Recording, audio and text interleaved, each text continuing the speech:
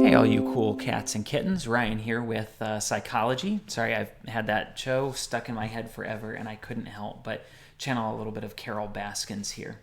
So, quick heads up, I think the stream, interestingly, actually looks better than it had before, which is kind of funny because I'm running this from my phone rather than my home Wi Fi. Sorry, I'm a minute or two getting things up here, but this morning our house got struck by lightning and it knocked out, among other things, like it selectively just like destroyed the stuff we needed most, including our internet and the white noise generator that we use to make our baby sleep. So I've been doing a little bit of scrambling, but I do have your questions here from the last week and getting things ready for the Friday Q&A. We'll go ahead and do our Q&A for make up for last week, and then I'll do another one of these on Friday for questions between now and then. If you could do me a favor, anybody who's in chat now, just go ahead and let me know if we actually got some okay sound and what the stream quality is doing here. Looks like we might be a little rough, but we'll see. Let's see here. Things do look a little bit rough, but we'll see if we can figure it out. Cool. All right, so let me go ahead and get started, and we'll see how things go, and we'll stick with it.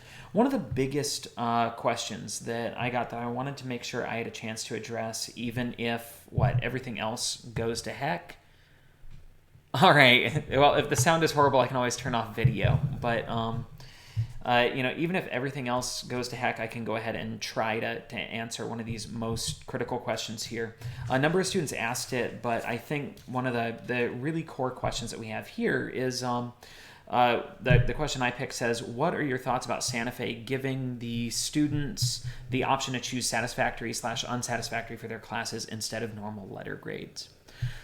This is a tough question, right? It doesn't specifically have to do with psychology, but it is something that affects a lot of us, right? Like it's a little bit like one of these social psychology economic experiments, right? Like the prisoner's dilemma. Are you going to rat on the guy or are you going to stick with him? And you don't really know until the end how it's going to work out. Because the way Santa Fe's done the satisfactory, unsatisfactory grade thing, it feels a little bit like a gamble like that, right? For those of you who maybe are unfamiliar or who haven't gotten all the details, what Santa Fe is doing is, in order to help out students who've been impacted by coronavirus, they're offering a number of options they never have before, right? One of the things they're doing is encouraging students just to work with their professors to figure this stuff out. And what that might mean in a lot of cases is a really lenient version of an incomplete, right? And these are options that anybody could do with me too. An incomplete is a placeholder grade that sits in place of the grade you would receive until you have an opportunity to complete your work for the class. If you've fallen behind and you want extra time in order to get stuff done, get in touch with me and we'll talk about doing an incomplete and how that might work, right? Also, they're kind of doing an extra lenient version of the drop with refund or withdrawal with refund, which pretty much like wipes the class from your transcript altogether. It's like this semester never happened. My understanding is that you can do that with an individual class, like a class that was in person and is now online, or even if your whole semester went from in-person to online, if you have one instructor or one class that you think is giving you particular trouble, hopefully not this one, but if that's the case, you can select like that one class and do a drop with refund. But one of the more surprising moves is that Santa Fe, in line with UF, is offering an SU option, satisfactory, unsatisfactory option, that I think the deadline is April 24th, but I'm not sure. I've got a couple of notes here. Yeah, you have until April 24th to decide if you want to take the S or U option.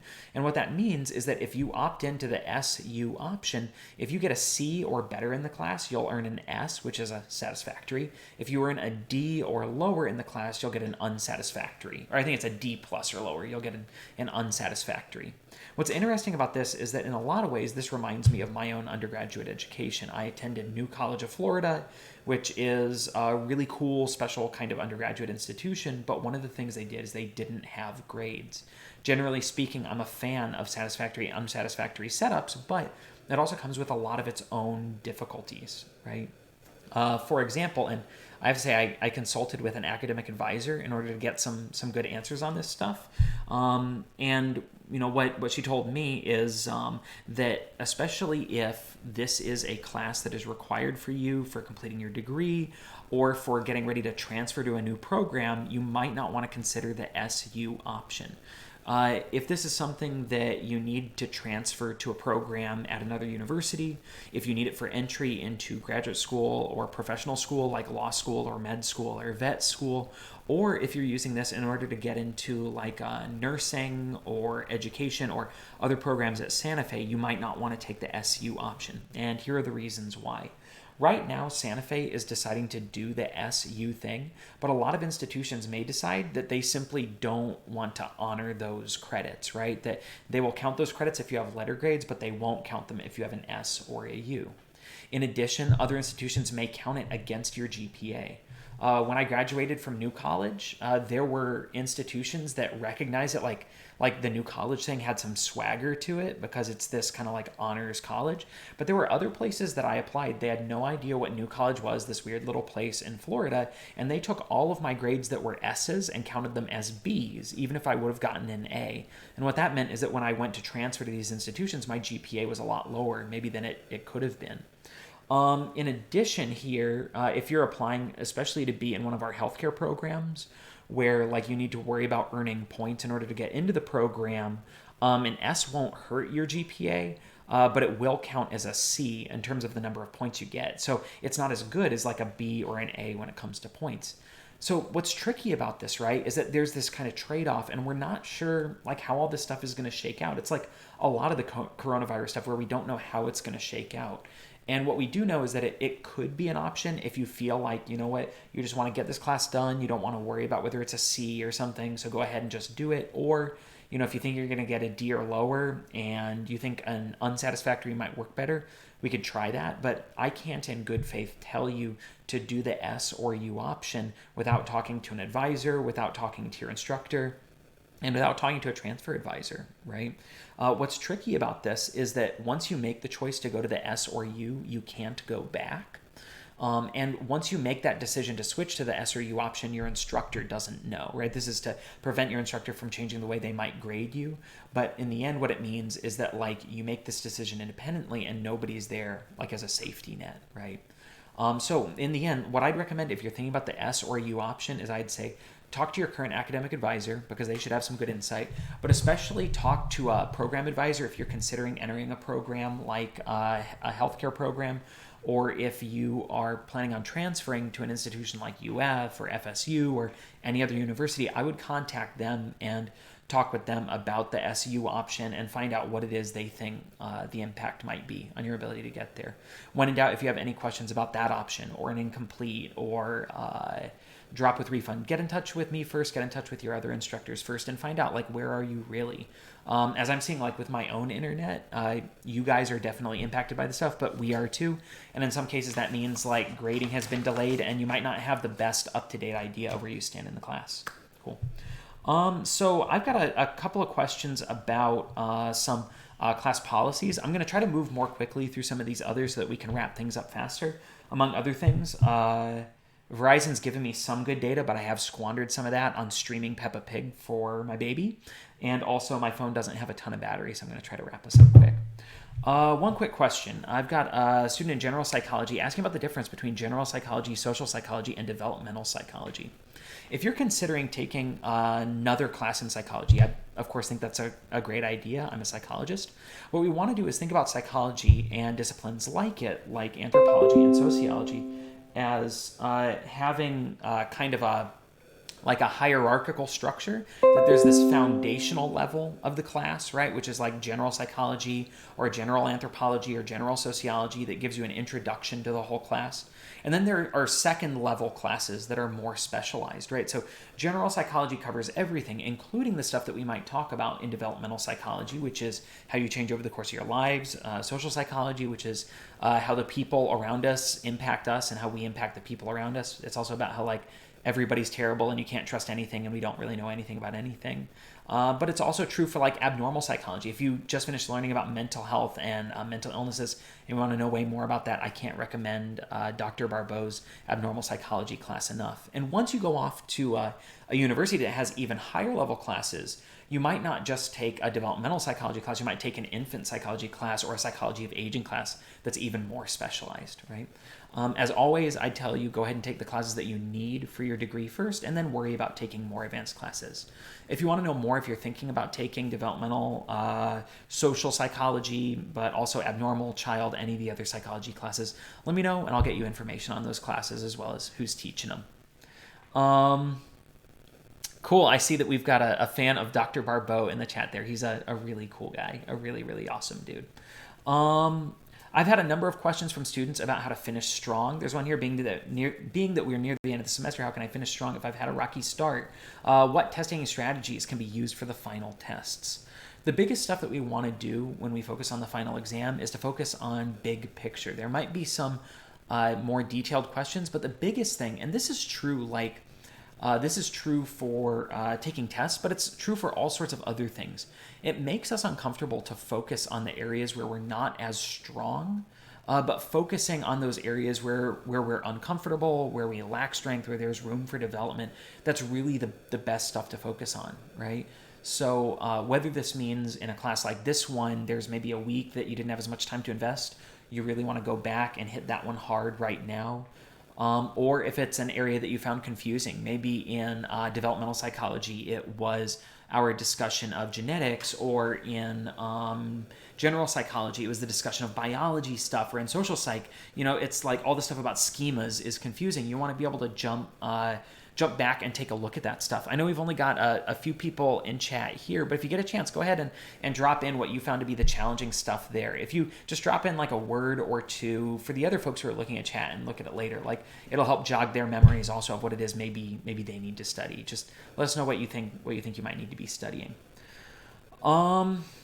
As far as like getting ready for and studying for the final exam, I'd say starting now is a really good idea, right? Because next week is going to be our last week, and then we have finals week. Starting now, going back through and looking at big trends, finding ways to connect multiple weeks together is really going to be the key. I've talked about this before, but something that I really like to do is to use flashcards. And on the flashcards, I'll put a term or a person or a big idea on one side, and then on the other side, I won't put anything at all, right? And that way, when I flip through the stack of cards, if I come up against something that I don't know the answer to, I can't just jog my memory real quick. I have to really invest some time looking it up. I've had some questions about how the final exam is going to be set up. The final exam will be similar in length and format to other tests, but like one of the question askers here asks, will it be open for just a day? Will it be open for a few days or for the whole week? The final exam is going to be open for the entirety of finals week. So you can take that whole week and figure out when it is you want to be able to take that. I've also had questions asked, and I don't think, I just want to make sure here. I guess it kind of ties in with this question here. One student asks, unfortunately, I didn't do very well on the last test, but I studied really hard. Do we offer retakes? I don't do retakes on tests here, but the reason why, and I had some other questions about this too, the reason why is that your final exam will replace your 2 lowest grades. Now, depending on how your class is set up right now, you'll want to go ahead and check your grades. I think the gradebook may be dropping your 2 lowest grades already. We want to keep that in mind because if you don't take the final exam, you'll get zeros for it. It counts for 2 grades, right? So you'll get zeros, and those zeros will become your lowest, and all of a sudden the grades that are being dropped right now will be counted. So what can be good about this setup, right, is that if you've got a couple of tests that you aren't very happy with, taking the final can be a huge boon for you and can help you out in a big way. But also, if you've been doing really well on your test so far and you feel really confident about your grade, you can go ahead and skip that final and it won't count against you because it'll be the lowest grades and it'll get dropped. Students often ask me whether they need to take the final or not. My answer is always yes. There is no way the final can hurt you. If you get lower grades on it than other stuff, those grades will drop. If you get zeros on it because you absolutely can't take it, those grades will drop. Like, there's no way it can hurt you. It can only help you. So absolutely jump in there and take it during finals week. I had a question here that, like, at first it'll sound like it applies only to one class, but it really applies to everybody. Test 5 was on week 9 and 10, but Test 6 says it's on weeks 12 and 13. Is this a typo, or are we not testing on week 11? 11 and 12 are the ones I've been studying for this week's test. I answered the specific question in an announcement, but I always get mixed up when I move from fall to spring. The fall semester has one more week than the spring does. So sometimes when I move from fall to spring and move tests from fall to spring and even move lesson plans from fall to spring, I end up accidentally misnumbering these tests. So if it looks like we missed a week, we didn't. When in doubt, look in the description for that test and it'll tell you exactly what material we're covering, what topics you need to study, stuff like that. I've had a number of students with questions about accessing, if you're in developmental psychology, unit exercises, if you're in general psychology, critical thinking assignments. This stuff has been fixed and then has gotten unfixed somehow. So if you're having a hard time accessing those, just go ahead and stick with us. I'm trying to figure it out now. If I can get my internet to really work, I should be able to figure it out and find out what's going on. When in doubt, remember, even though technically these assignments were due yesterday, you have through the last day of the semester to turn them in. So it's not a huge deal. We're wrapping through a lot of this stuff. I know I'm moving pretty quick, but I just don't want to use everything up here. I've got the rest of the questions I have here. I really just have a handful, and they're about kind of more general psychology and health-related stuff. The first one here, this question asker says, 2 questions I have for you. I have to do with popular debates in the psychology community. What are your thoughts regarding the nature versus nurture debate? The other being the mind-body debate. Is the mind apart from the body, or are they distinct from each other? So what's interesting with debates like this is that there's a difference between like psychology as a science and then psychology as a philosophy.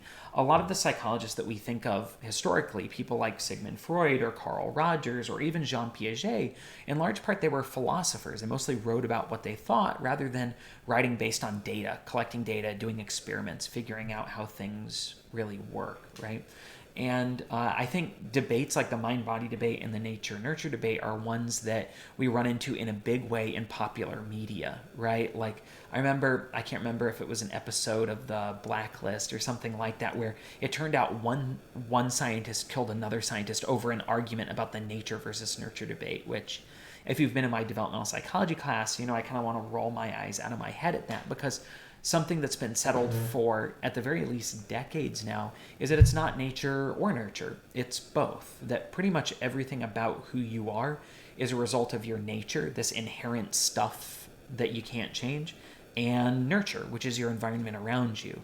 When we talk about what the nature stuff is, it's like, well, what is inherent about you? We have a really hard time figuring that out, because there are things that change you even before you're born. The prenatal environment can affect everything from your physical growth, right, to your intellectual development, including fetal alcohol syndrome. But we now know that if your mother's exposed to the flu, it can significantly increase your chances of developing schizophrenia, which is totally nuts, right? So there are things that can happen in prenatal like that. Even what we thought was totally locked in, inherent, like genetics, doesn't work the way that we thought it did. Because of developments in things like epigenetics, we now know that you can inherit not just your parents' genes, but to an extent also their experiences. If your parents, for example, are heavy, that can put you at risk for obesity and diabetes, even if your parents lose weight before they conceive you, which is nuts, right? Studies into survivors of the Holocaust show that even if separated at birth, their grandchildren possess an increased risk for developing PTSD, right, and other anxiety disorders. It's kind of nuts, the stuff that we're starting to find. The result is, with big debates like this, what we need to be prepared for more than anything is to let go of our preconceived notions, right? Whether it's letting go of what we believe exists within us and is unchanging, or even letting go of the idea of this kind of a dichotomy, that maybe there's something besides nature and nurture that we can keep in mind. As far as the mind-body debate, this is tough because we start to run into stuff like spiritualism. Being somebody with a neuroscience training, but also like a social psychology training, if we look at what it is that makes you you, your genes, your environment, the people around you, what else is there besides that, right? And if we think about what we mean by mind or soul or spirit, we can believe what we want to believe, and that's part of that metaphysical stuff that we talked about at the top of the semester, right? But at what point scientifically can we talk about something that's intangible, like a spirit, right? Or a mind, even. I think when you talk to real scientists, psychologists, educators, right, there's like our personal beliefs that we hold on to, but then as science-minded individuals, if we think about what the mind and body are, like it's kind of like talking about software and hardware, right? That your mind, which is the cognition and the thinking and the emotions and stuff, that's like the software, that's the Windows or the Google Chrome that runs on the hardware of your brain. And studying how your mind works and studying how your body and your brain works are all part of understanding how all of you works, which is kind of cool, right? Getting into general mental health stuff, I have somebody here who asks about taking care of your family members, saying one of my family members is a caregiver not just for their own children, but also for close family members, including their parents. They have a hard time caring for themselves and have very few outlets for stress. How can they establish a healthy balance, and how can I help them? This is really tough. If you're in my developmental psychology class right now, you know we've been talking a bit about aging and old age and the sandwich generation and how immensely stressful it is to be somebody in middle age who has both children and parents to take care of. If you've got your own kids and parents, you know how stressful this is. I know that when I was taking care of my dad, which wasn't even itself all that involved, I was helping him get care at the VA. There were a lot of interactions. Like, it wasn't the like physically taking care of him that was hard, because my dad was a very able person. It was the one having to worry about his welfare that was really stressful, right? And that became really stressful because it's like he's supposed to be the responsible person, he's supposed to be the parent, and yet I'm the one who's like making appointments and trying to make these difficult decisions. Oh, hold on one second. Hello? Hey, Daniel with Mr. Electric. Thank you for calling. No problem. My first job, we just got done with it. It took me a little bit longer, that's all. But we were getting ready to head out your way. Awesome. With you well. Awesome. That's great. Thank you. All right. We should be there 45 minutes or so. Okay. Great. Great. We'll be here. Thanks. Some killer content there, right? You guys get to watch me take a call from the electrician who's coming out to fix some of the problems at our house. Oh, and that's good. Somebody jumped on the stream just in time to watch that. So there are a few issues here that are hard. For one, it is really hard to take care of other people, whether they're kids, whether they're your parents, or if you have a cousin or a sibling or somebody else who needs some care. Like, this is a really tough situation to be in. And you know what we're seeing here with the question asker is like that kind of fallout, that like taking care of kids takes time, taking care of parents takes time, and it can be really hard to find that time for yourself. And then really the person who's asking the question is saying, like, how do I help take care of that person? And I think, you know, some of the best stuff that you can do with somebody like that is of course, like to focus on what not to do, right? To try your best not to be judgmental, to not question what it is they feel like they have to do. And when they express emotions like anxiety or stress or even resentment, to not push back against that and to instead give them space to express these emotions. You guys know how hard it is when you're feeling upset and you try to express it and somebody tries to talk you out of those feelings. That's really hard to do. If you can encourage this person just to talk with you and to express these feelings, that can be tremendously helpful right there. And thank you, Vaughn, for saying good morning. Good morning to you too. So yeah, you know, it can be a really tough thing to work through that kind of shared stress, especially in a situation like this one. One area where I have had success with, you know, somebody who's really stressed out and having a hard time finding an outlet is to find things to do together. Like, sometimes it can be difficult to try to find a way to tell someone, like, you need to find a hobby, you need to find something to do. But if instead you can think of things that you think they might enjoy together, even if it's as simple as going and taking a walk, but you could try things like making a meal together. You know, we've been coming up with all sorts of creative ways to eat peanut butter and rice, right? But if there's stuff you can do outside to get out of the house, to do things together, if it's, you know, playing a game or even just talking, helping them find that companionship with you and finding something to do, that can be really helpful. Of course, like finding mental health resources is a challenging thing to do right now, also. But it is really cool. Like there are a lot of mental health professionals who are doing like online counseling and stuff, including our own counseling center. If you want more help or more information on the counseling center, we've got some of that posted on Canvas, and you can also go to sfcollege.edu/counseling to get information on their awesome services. And my last question here for us today says, hello, Professor Keith. What is your best advice to give student athletes when it comes to their mental health during this season? And well, it says during season, and I don't know if that means like the season in which you're playing or practicing or in the coronavirus season. But one of the things that is a really great principle, whether we're talking about mental health for student athletes or mental health for students or mental health for people struggling with mental health difficulties, is that we're all people, and for the most part, what works for one person is going to work for another.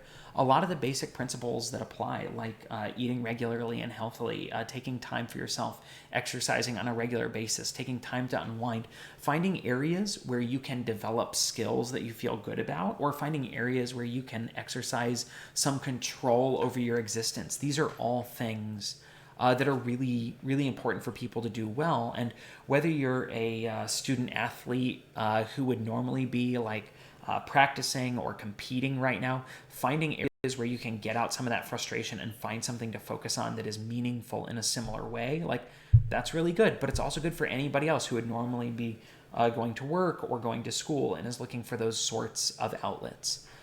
During a competitive season or a really intense training season, like the things that's important to keep in mind too, like sports isn't all that different from something that's equally competitive, like law school or med school or graduate school or college.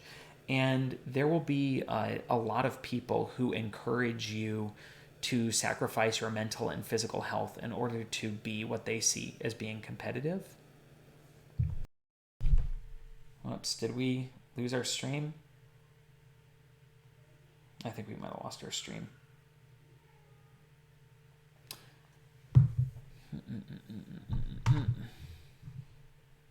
Hey, I think we're back. All right, so you might find that there are people who encourage you to let go of your mental and physical health in order to remain competitive. But as much as we exist within this puritanical kind of society where we don't just value achievement, but particularly achievement through sacrifice, that's really not the way things work. And if you want to be competitive, it's important to take care of yourself first. That looking out for your mental and physical health is the best way to be as competitive as possible, right? In terms of like whether it's to run faster or hit harder or earn the best grades, right? Like getting enough sleep, taking time for yourself, connecting with the people around you. This is the most important stuff. So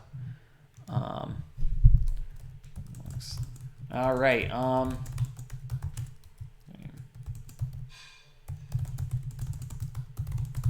All right, so it looks like we've done just about a half an hour, which is great. We've been able to knock out all these questions. If you have more questions, go ahead and just reach on out to me. You can hit me up during office hours. You can email me or even call me at 352-327-8259 or yeah, that's right, 327-8259. You can call or text me there. I might not be able to answer right away. In fact, got a couple of messages like during the live stream here that I did not get back to, right? But I'll hit you up as soon as I can. If you need anything at all, whether it's about mental health or school success or registration, anything like that, just let me know and I'll do my best to help you out. Thanks to you guys for your hard work, and I can't wait to keep talking to you about psychology. See you on Friday.